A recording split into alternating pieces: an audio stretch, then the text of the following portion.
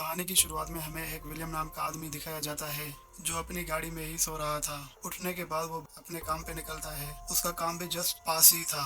दरअसल दोस्तों, William construction line में काम करता है और इस कंस्ट्रक्शन कंपनी को गार्शिया फैमिली लीड करती है। वैसे अगर मैं विलियम के बैकग्राउंड के बारे में बताऊं तो एक समय पर वो सोल्जर हुआ करता था, लेकिन अब वो रिटायरमेंट के बाद वो कंस्ट्रक्शन लाइन में काम करके अपनी जिंदगी गुजार रहा है। इस लाइन में उसकी एक टीम बन चुकी है और ये जो टीम है यही उसकी फैमिली है। अब जब विलियम ऑफिस में जाता है, हम जॉय को देखते हैं। यहाँ हम जॉय की बीवी कार्ला और उसकी बेटी जेनी को भी देखते हैं। गार्सा फैमिली यही है जो इस कंस्ट्रक्शन कंपनी को लीड कर रही है और ये लोग विलियम को भी अपनी फैमिली मानते हैं। विलियम जब बाहर देखता है तो तब उसे एक ब्लैक कार दिखाई देती है। इस कार में कुछ गुंडे लोग थे जो किसी वर्कर को बेगुनाह मार रहे थे। तभी वहाँ पर विलियम आता है तो उनसे कहता है, इसे मारना बंद करो, आखिर बात क्या है। तो ये लोग भी भाई बनते हैं और विलियम को मारने के लिए अपनी गन निकालते हैं। लेकिन विलियम भी कम नहीं था और वो भी इनकी अच्छी खासी धुलाई करना शुरू करता है और इन्हें बहुत मारता है। इसी बीच जब वहाँ पर और ज्यादा गुंडे आ जाते हैं तब विलियम को अपनी गन निकालनी पड़ती है। सेफ्टी के लिए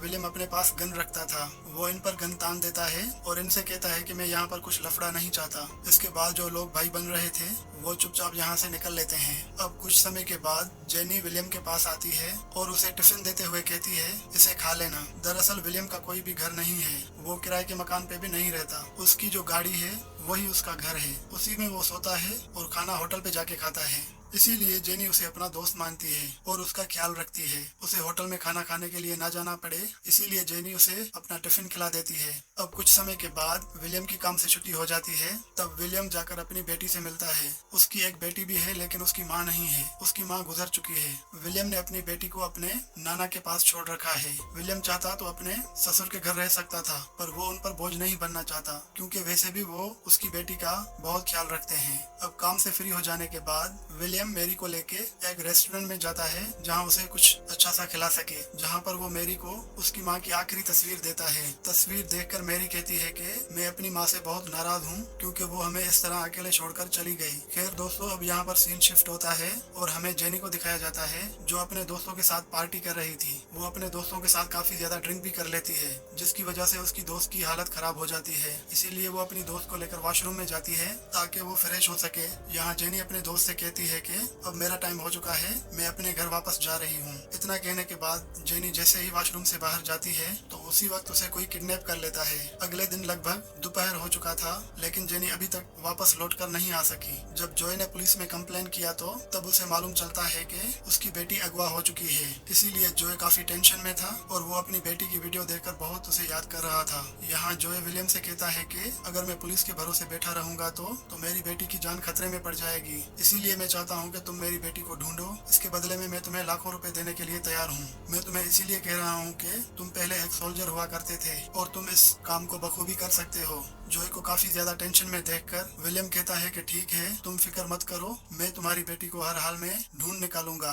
जॉय को ये सुनकर काफी सुकून मिलता है और उसे ये भी पता है कि विलियम ये काम कर सकता है। इसके बाद विलियम कुछ फोटोज को निकाल करके छानबीन शुरू करता है। वो सबसे पहले उस क्लब में जाता है जहाँ से वो गायब हुई थी। क्लब में हम बार टेंडर को देखते हैं जिसका नाम है जॉनी। यहाँ पर हम देखते हैं कि जॉनी छुप करके लोगों को ड्रग्स बेचता है और काफी समय से विलियम भी इस चीज को नोटिस कर रहा था। ये सब देखकर विलियम को इतना तो पता चल जाता है कि इस बंदे को कुछ ना कुछ जरूर पता होगा क्योंकि ये बंदा ड्रग सप्लाई कर रहा था, मतलब इसकी पहचान बड़े लोगों के साथ जरूर होगी। जिसके बाद विलियम उसका पीछा करता है और उसके घर पहुंच जाता है। वो जॉनी पर गन तान देता है और वो उसे कहता है कि मुझे इस लड़की की तलाश है, कल रात को ये तुम्हारे क्लब में आई थी और वहीं से ये लड़की गायब हो गई है। तब जॉनी उसे कहता है कि ऐसी न जाने कितनी लड़कियां रोज क्लब आती हैं, मुझे इसके बारे में नहीं पता। उसके बाद विलियम अपने तरीके से मुंह खुलवाना शुरू करता है। विलियम उसको एक टब में सुला करके बार बार टॉर्चर करता है। उसी वक्त अचानक से विलियम को किसी की आवाज सुनाई देती है। दरअसल जॉनी के घर पर उसके दोस्त आए हुए थे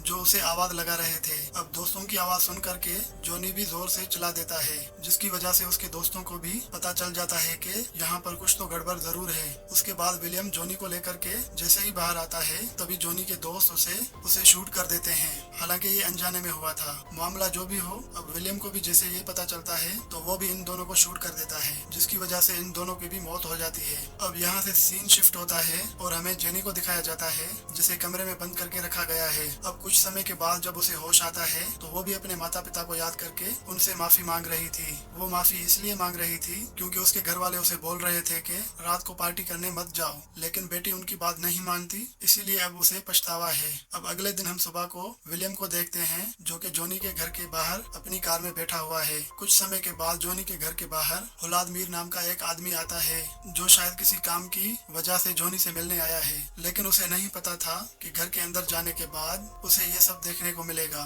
दरअसल दोस्तों, ड्रग्स के बदले में वो यहाँ पर जॉनी से पैसे लेने आया था, लेकिन घर के अंदर अब ये सब कुछ देखने के बाद औलाद मीर टेंशन में आ जाता है। वो यही सोच रहा था कि आखिरकार इन लोगों को किसने और क्यों मारा है, क्योंकि घर के अंदर सारा पैसा और ड्रग्स पड़ा हुआ था, जिसे देख करके औलाद मीर समझ जाता है कि ये चोरी नहीं हो सकती, ये किसी ने जानबूझकर किया है। खैर दोस्तों, औलाद मीर इस सब में फंसना नहीं चाहता, इसीलिए वो अपनी कार में बैठता है और चुपचाप यहाँ से निकल जाता है। लेकिन यहाँ पर हम देखते हैं कि जो विलियम था वो उसका पीछा भी कर रहा था। उसका पीछा करते हुए वो औलाद मीर के घर तक पहुँच जाता है और जंगल में बैठ करके कैमरे की मदद से वो उस पर नजर रख रहा था। फिर यहाँ हम देखते हैं कि औलाद मीर अपनी ही बीवी को मार रहा था। बीवी के चले जाने के बाद विलियम अंदर आता है और औलाद मीर को मार करके एक कुर्सी से बांध देता है। और अब जब वो विलियम को देखता है तब वो समझ जाता है कि इसी ने ही उसके आदमियों को मारा है। तब विलियम उसे कहता है कि देखो, तुम डॉन हो या माफिया हो, मेरा तुमसे कोई भी लेना देना नहीं, मुझे बस इस लड़की के बारे में बताओ,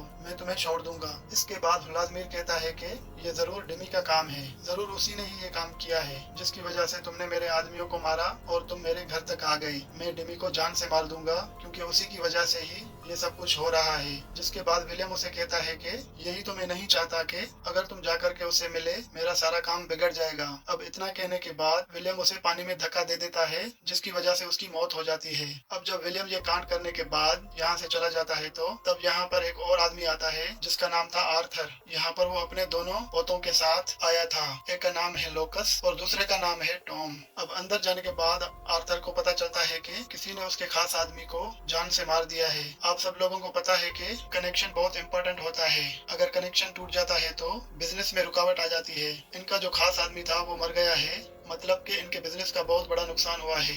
लेकिन इससे भी बड़ी बात यह थी कि आखिर इनके मेंबर को मारा किसने है। आर्थर अपने पोतों से कहता है कि मुझे ये इंसान जिंदा चाहिए, इसने मेरे आदमियों को मारा है। इसके बाद सीन शिफ्ट होता है और हमें विलियम को दिखाया जाता है जो कि अपने एक दोस्त को कॉल करता है जो कि पुलिस डिपार्टमेंट में काम करता है। वो उसे कहता है कि मुझे डिमी नाम के इंसान का इंफॉर्मेशन चाहिए। वैसे पुलिस के डेटा में सब कुछ पड़ा रहता है, इसीलिए विलियम को डिमी के बारे में कुछ इंफॉर्मेशन मिल जाती है, जैसे कि डिमी से मिलने के लिए सबसे पहले डच के आदमी से मिलना होगा। उसका दोस्त एक बार का एड्रेस देता है उसे कहता है कि डच तुम्हें वहीं पर मिलेगा। बार में जाने के बाद कुछ पैसे वैसे खिला करके वो डच के पास पहुंच जाता है। वैसे हर कोई जाकर के डच से नहीं मिल सकता, लेकिन विलियम के पास कुछ ज्यादा ही पैसा था। विलियम उसे कहता है कि मेरे पास एक बायर है जो तुम्हें 7,000 पाउंड से भी ज्यादा रकम दे सकता है। दरअसल यहाँ पर ड्रग्स की बात हो रही है। विलियम उसके साथ बिजनेस की बात कर रहा था और इसकी शुरुआत करना चाहता था क्योंकि विलियम को पता था कि इस तरीके से वो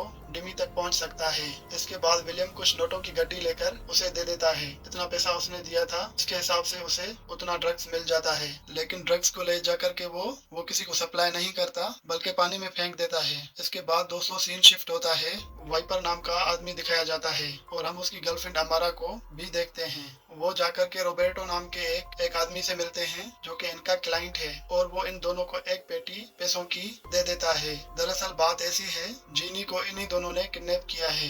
जीनी को बेहोश करने के बाद उसे सूटकेस में बंद करके वो रोबर्टो के पास आते हैं। जैसे कि वो इनका क्लाइंट है, वो जेनी के बदले में वो इन्हें ढेर सारा पैसा देता है। अब सीन शिफ्ट होता है और अब हम विलियम को देखते हैं। सुबह होते ही डच उसे कॉल करता है और उसे पूछता है कि तुम्हारे क्लाइंट को ड्रग्स कैसा लगा, जिस पर विलियम उसे झूठ बोलकर कह कहता है कि ये ड्रग्स लेकर क्लाइंट मेरा बहुत खुश हुआ है, वो इस ड्रग्स की और डिमांड कर रहे हैं और उन्होंने ढेर सारा पैसा भी दिया है। जिस पर डच कहता है कि ठीक है, पैसे लेकर के आ जाओ, मैं तुम्हें किसी से मिलवाना चाहता हूँ। अब इसके बाद विलियम सूट बूट पहनकर तैयार होकर डच के बुलाए हुए एड्रेस पर जाता है और फाइनली दोस्तों यहाँ पर उसकी मुलाकात डिमी से हो ही जाती है। यहाँ पर जब विलियम को मालूम होता है जो इंसान उसके सामने बैठा है वही डिमी है, तब उसके दिमाग में बस एक बात घूम रही थी कि गन निकाल कर जीने के बारे में उससे पूछे और फिर उसे मार दे। लेकिन फिलहाल विलियम ऐसा कुछ नहीं करता क्योंकि वहाँ पर उसके बहुत सारे लोग बैठे हुए थे। लेकिन ये बात थी कि विलियम इसमें कामयाब हो गया, लालच देकर इनके लोगों को यहाँ तक पहुँच गया था। डिमी को भी ऐसा इंसान चाहिए था कि जो उसके बनाए हुए ड्रग्स को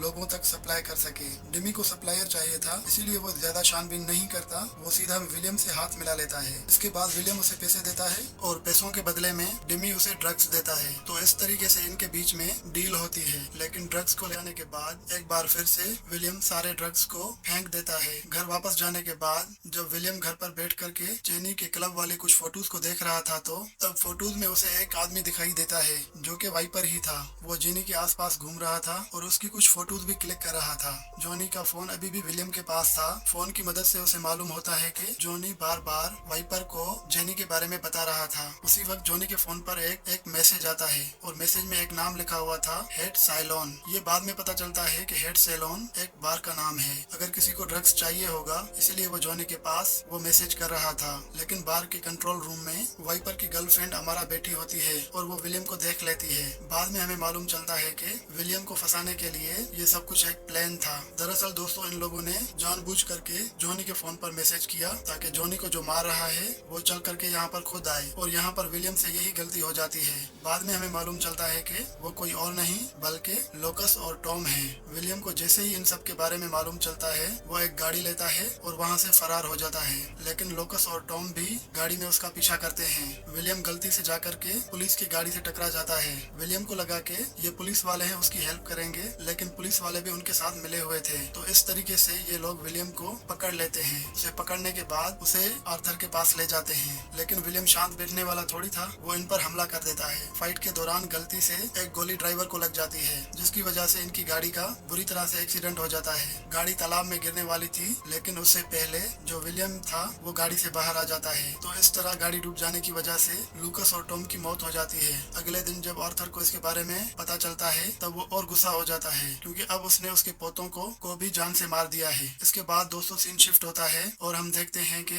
वाइपर और उसकी गर्लफ्रेंड जाकर के डिमी से मिलते हैं। यहाँ पर हमें दोस्तों मालूम पड़ता है कि डिमी और वाइपर ये दोनों भाई हैं, लेकिन इन दोनों भाइयों की आपस में बनती नहीं है। इसी वजह से डिमी अपना अलग गैंग चला रहा है और जो वाइपर है वो अपना अलग ही काम कर रहा है। फिलहाल डिमी ने ही वाइपर को यहाँ पर बुलाया था बात करने के लिए। वो वाइपर पर बहुत गुस्सा था। वो उसे कहता है कि तुम्हारी एक गलती की वजह से इतने लोग मारे जा रहे हैं, तुम्हें पता भी है। सिर्फ 2 लाख रुपए के लिए तुमने उस लड़की को किडनैप कर लिया और अब जो उस लड़की को ढूंढ रहा है वो सबको मार रहा है। खैर दोस्तों कुछ समय के बाद जब वाइपर अपनी गर्लफ्रेंड को लेकर वहाँ से चला जाता है तब आर्थर वहाँ आकर के डिमी से मिलता है। वो डिमी से कहता है कि तुम्हारे बाप को किसी ने पानी में डुबाकर जान से मार दिया है और तुम्हें इस बात की बिल्कुल फिक्र नहीं है। यहाँ दोस्तों हमें पता चलता है कि जो हुलाद मीर था जिसे विलियम ने पानी में डुबोकर मारा था वो डिमी का बाप था। डिमी जवाब देके कहता है कि मुझे उनसे कोई लेना देना नहीं है, मुझे कोई फर्क नहीं पड़ता। जिस पर आर्थर कहता है कि मुझे फर्क पड़ता है, उसने मेरे कई आदमियों को जान से मार दिया है। अब इतना कहने के बाद वो डिमी को विलियम की तस्वीर दिखाता है जो कैमरा फुटेज से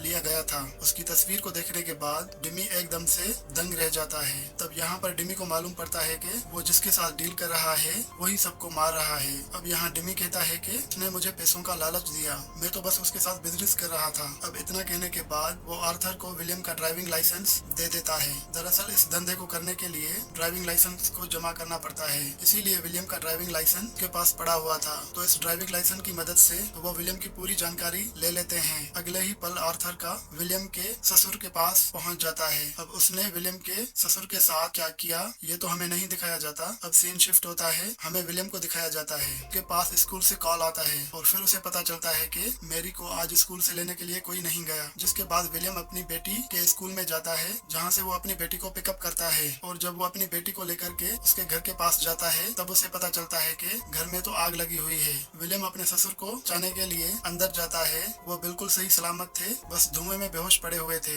विलियम उन्हें उठाता है, बाहर लेकर आता है। अब इसे पता चलता है कि ये सब कुछ विलियम की वजह से हुआ है, इसीलिए वो विलियम से थोड़ा नाराज हो जाता है। हालांकि विलियम उसे कहता है कि मैं सब कुछ ठीक कर दूंगा। तो अब विलियम को सब कुछ ठीक करना था, इसीलिए वो अपनी बेटी को लेकर के एक पुराने दोस्त के घर पे जाता है। दरअसल वो अपनी बेटी को किसी और जगह छोड़ना चाहता था, वो वहाँ सुरक्षित थी। यहाँ उसका जो दोस्त था उसे कुछ हथियार भी देता है। ये सारे हथियार विलियम काफी काम आ सकते थे। वो सबको पैक करके और बेटी को अलविदा कहने के बाद अपने मिशन को पूरा करने के लिए निकल पड़ता है। अब सीन शिफ्ट होता है, हम वाइपर और उसकी गर्लफ्रेंड को देखते हैं जो कि जिनी को लेकर के कहीं जा रहे थे। जिनी भगवान से प्रार्थना कर रही थी कि तो अमेरा कहती है कि अपना मुंह बंद करो वरना मैं शूट कर दूंगी। जेनी को गुस्सा आता है, अमेरा को लात घूंसे देने लगती है। इस वजह से इनकी कार का एक्सीडेंट हो जाता है और इस दौरान जेनी को जैसे मौका मिलता है तो वो कार से बाहर निकल करके जंगल की तरफ भाग जाती है। ये दोनों उसे ढूंढने की पूरी कोशिश करते हैं, वो उन्हें नहीं मिलती। जेनी को एक पुलिस की कार दिखाई देती है, जिसके बाद वो भाग करके उस कार के पास जाती है। जेनी को लगा कि ये पुलिस वाले उसकी हेल्प करेंगे, लेकिन ये लोग उसे उल्टा फंसा देते हैं। ये पुलिस वाले वापस से जेनी को वापस वाइपर के हवाले कर देते हैं। अब सीन शिफ्ट होता है, अब हम विलियम को देखते हैं जो पूरी तैयारी के साथ डिमी के अड्डे पर पहुंच गया है। डिमी के बहुत सारे आदमियों को मारने के बाद वो डिमी को भी जख्मी कर देता है। यहाँ वो डिमी से कहता है कि मैं इस लड़की को ढूंढ रहा हूँ, अगर तुम मुझे इसके बारे में बताओगे तो मैं तुम्हें जिंदा छोड़ दूंगा, वरना तुम्हें तो अच्छे से पता है इस लड़की को ढूंढने के लिए मैंने कितनों की जान ली है। डिमी को अपनी जान बहुत प्यारी थी। वो कहता है कि ये मेरे भाई के करतूत हैं, मैं तुम्हें उस जगह के पास ले जाता हूँ जहाँ पर वो अपने क्लाइंट के लिए लड़कियों को लेकर के जाता है। तो फाइनली दोस्तों, इस तरीके से डिमी विलियम को लेकर के उस एड्रेस पे जाता है जहाँ पर वाइपर था। वैसे तो उसने डिमी से वादा किया था कि वो उसकी जान को बख्श देगा, लेकिन ऐसे मामलों में वो अपने वादे को नहीं निभाता। डिमी कहता है कि मुझे छोड़ दो, लेकिन विलियम उसे गन से शूट कर देता है। इसके बाद अब सीन शिफ्ट होता है, तब हम देखते हैं कि